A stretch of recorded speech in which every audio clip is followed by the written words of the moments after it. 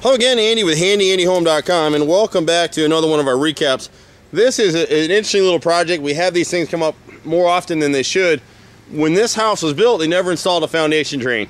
So it's been a whole bunch of different errors here, but she's had this corner room of the basement's been flooding in the back end, and there's a whole bunch of reasons for it. They had this downspout was running an underground drain here that was completely clogged upfield, but there was no foundation drain, and they never sealed the foundation at all. So the boys and I, mostly the boys, have come through here and sealed this thing.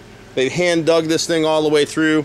We've double black tarred sealed it, and you're going to see right here, these things are fairly expensive. They're kind of a pre-filter. It's got a nice sleeve on it. It's got a bunch of styrofoam packing around it to keep any dirt from clogging the slots. This is slotted pipe, drain pipe, and so we'll install all that all the way up through here and around the corner. And we'll show you in a second here how far the boys had to dig down in here, but you can't see it too terribly far. But we've come across here, and we've had to pitch it up a little bit just to get it to drain. If we've done all our work to correct all the gutter issues, it really shouldn't catch so much water, but this corner right here was flooding like crazy. So the water's coming down, hydrostatic pressure was setting it up against the foundation, because where the foundation, the cinder block foundation hits the slab, it had never been sealed. So any water that got against it would just pressurize into the house, and that's exactly what's been going on. So we'll go ahead and install that drain line through here. And then the other issue they had, and this is just what happens, the guys were digging at, we've actually run some condensate pipes that they used to drain right here against the house.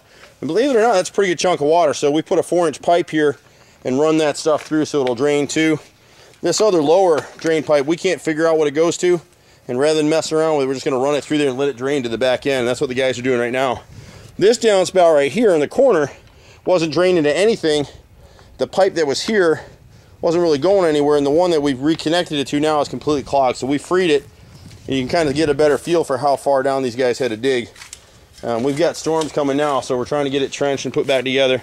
We're going to come along this line right here and just put a low stack retaining wall. So any water that comes down, we get kind of it's up on a hill and it pitches down along this way. So with heavy rains, the water just kind of runs along and sweeps into this corner. So we're going to put a low retaining wall right through here, kind of divert the water back out this way and away from the house.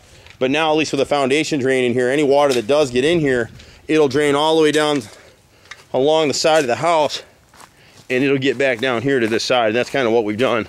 So that's where we are with it right now. So now the hard part is just getting this thing backfilled and ready to go before we get the storm coming. I just want to update you on what we've got here and where it'll turn out. The other problem with this thing was down here at the edge.